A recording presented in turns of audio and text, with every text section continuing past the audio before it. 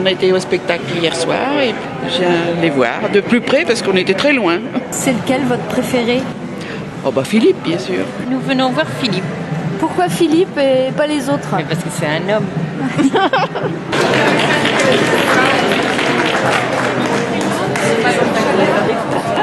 Vous faites toujours vos super sauts? Oui, toujours. Oui. Je m'efforce toujours de faire mon maximum chaque soir et puis voilà quoi. Tant que je peux le faire et puis bien sûr, tout dépend bien sûr de ma forme parce que c'est vrai qu'on a un rythme vraiment acharné. Ce spectacle, c'est les 70 ans d'Holiday on Ice cette année où donc Holiday on Ice a réuni pour le plaisir de son public d'avoir Surya Bonaly, Sarah Abitbol, Stéphane Mernis et moi-même sur le même spectacle, parce qu'habituellement Holiday on Ice ne réunit qu'une seule tête d'affiche. Et là, nous, on en rêvait depuis 15 ans. Ça fait 15 ans que ça ne nous était pas arrivé de se retrouver sur une même patinoire en France pour faire un spectacle. On a créé un numéro exprès à 4 qui s'appelle le Boléro, qui permet justement de se remémorer et d'expliquer la fratrie qui est expliquée entre moi, Surya, Sarah et Stéphane. Parce qu'on a vécu tellement de choses tous ensemble, des moments, des défaites, des victoires, des chutes, des blessures.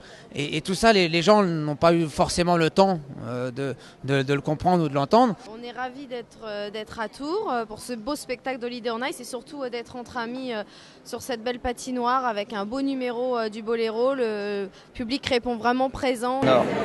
Et tu es à quel niveau? Je sais pas, mais ça fait 4 ans. Combien de temps par semaine? Combien d'heures? Une fois par semaine? Pas beaucoup ça, hein? Faut en faire plus, hein? La patinoire de Tours, elle est toujours là. C'est déjà ça qu'il faut dire, parce que c'est vrai que notre parc matériel en France a tendance un peu à vieillir. Souvent, les municipalités, comme c'est un équipement qui coûte cher et pas indispensable à la survie par rapport à une piscine, on a tendance à conserver une piscine qui coûte plus cher qu'une patinoire. Mais aujourd'hui, il faut reconnaître que la ville de Tours a conservé cette patinoire, plus la petite patinoire de Jouer-les-Tours qui se trouve à quelques kilomètres d'ici. C'est donc une activité, le patinage est une activité qui finalement a fait bon vivre ici dans la région de Tours. J'espère que cette patinoire va vivre le plus longtemps possible parce que pour nous ça serait problématique de voir nos patinoires disparaître.